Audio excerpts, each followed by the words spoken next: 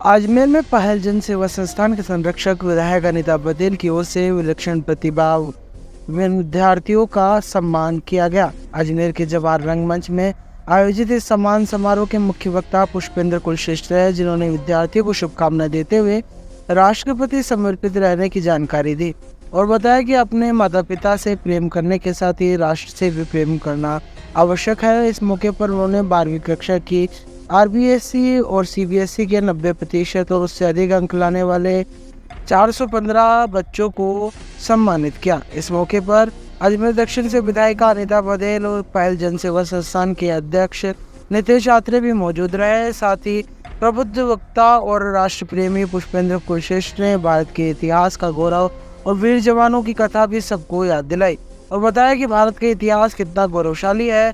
ऐसे में युवाओं को इसे संरक्षित करने की जरूरत है। युवा अपने इतिहास को जानते हुए अपनी परंपराओं और कर्तव्यों को निर्वहन करें, जिससे कि हिंदू संस्कृति और विरासत को बचाया जा सके। परसेंटेज देख करके डर लगे, 99.9 के बाद कुछ बचता है।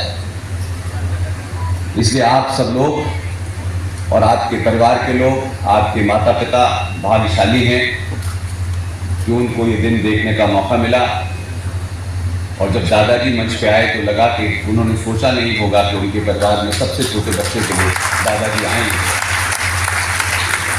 ये पहला मौका है जहां इतने सारे बच्चों के सामने मुझे अपनी बात रखनी है और मुझे ये ध्यान है कि ये वो बच्चे हैं जो अगले कुछ सालों में वोट ज़रूर डालेंगे और वोट डालने से पहले हमारा संविधान क्या है, ये देश कब आज़ाद हुआ भी था कि नहीं हुआ था, ये सारे तथ्य इसलिए पता होने चाहिए कि जब हम लोग स्कूल में पढ़ते थे तो उस ज़माने इंफॉर्मेशन के लिए अखबार सिर्फ हुआ करता था, टेलीविज़न भी नहीं था और रेडियो में 2 या 3 बार समाचार आते थे और किसी भी खबर का वेरिफिकेशन कैसे कर सकते हैं कि ये सच में है भी या नहीं, ये तमाम सारी बड़ी मुश्किलें थी। लेकिन आप लोग एक ऐसे दौर में आए हैं जब संचार क्रांति का वो दौर है कि आप सेकंड्स के अंदर पता कर सकते हैं कि दुनिया में क्या हो रहा है और कई तरीके के अलग अलग चीज़ों पे आपको उसके फैक्ट फिगर, वो कब आया, कैसे आया, कौन लाया, ये तमाम सारी चीज़ें आपको आज मिल सकती हैं और ये इन्फॉर्मेशन बहुत सस्ती है। हमारे ज़माने बहुत महंगी हुआ करती थी। तो हमारे और आपके दौर में सबसे बड़ी बात यह है कि उस ज़माने बहुत कुछ मंच पे से लोग कह के चले जाते थे। आज मंच पे खास तौर से 12th से ऊपर के बच्चों के सामने बोलना आसान काम नहीं, क्योंकि ये बच्चे उस क्रांति में पैदा हुए हैं जिसमें 2 बदलाव हैं। जितनी तेजी से इंफॉर्मेशन आती है, जितनी देर में इंफॉर्मेशन आती है उतनी देर में मैगी तैयार हो जाती है। और जो लोग सत्तू खाने वाले लोग थे, उनकी समस्या ये है कि वो इस मैगी खाने वाले बच्चे से, पिज़्ज़ा खाने वाले बच्चे से जब कम्युनिकेट करता है तो वो अपने उस युग में खड़ा होता है जिस युग में सत्तू खाते थे। इसलिए उसके कम्युनिकेशन में दिक्कत ये होती है कि जो बच्चे के पास ज़्यादा से ज़्यादा 2 मिनट है, इतनी ही देर में मैगी तैयार होती है। आप उससे बहुत बड़े बड़े प्रवचन अगर आप उसे देंगे, बहुत लंबी लंबी बात करेंगे तो वो उठ के चला जाएगा। इसलिए मैंने इस दौर के बच्चों से कम्युनिकेट करने के लिए टू दी पॉइंट बात करिए, क्रिप्स बात करिए और फैक्ट फिगर साथ रख दीजिए।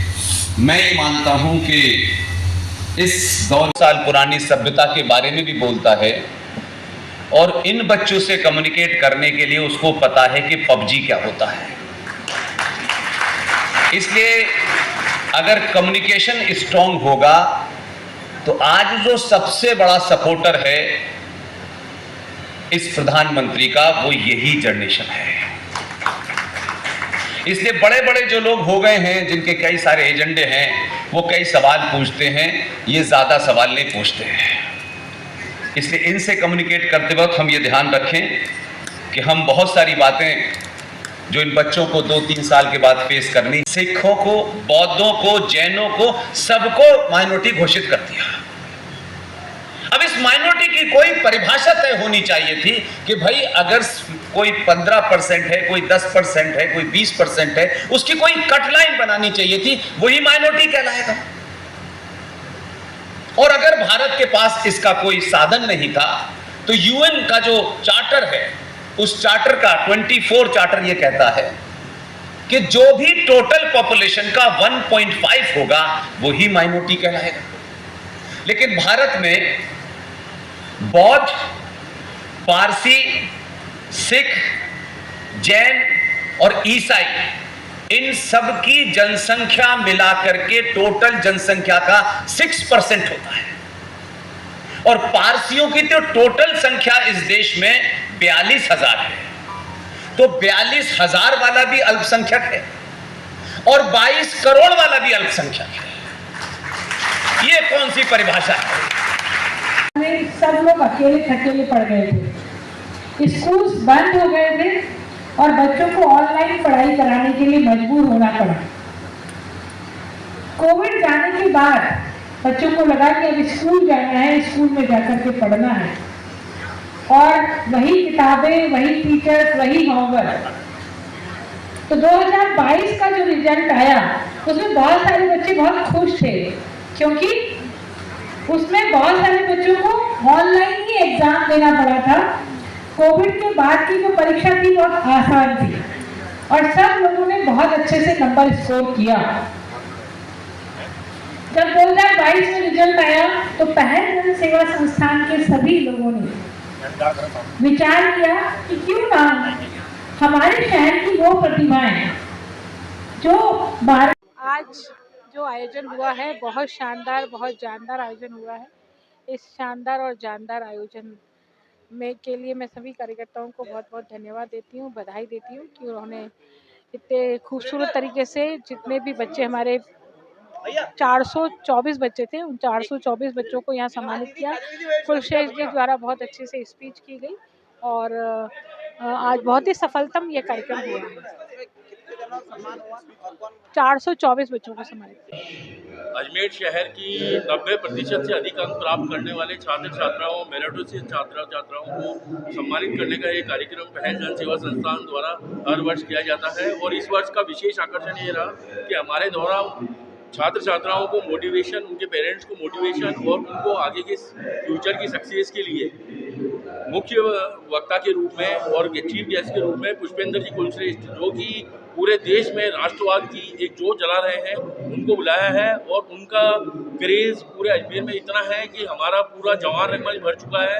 उसके बाहर हमने एलईडी लगाई, वो पंडाल भर चुका है।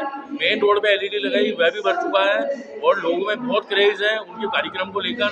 और हम सभी कार्यकर्ताओं द्वारा व्यवस्थाएं सुचारू रूप से चल रही है और जमाई जा रही है।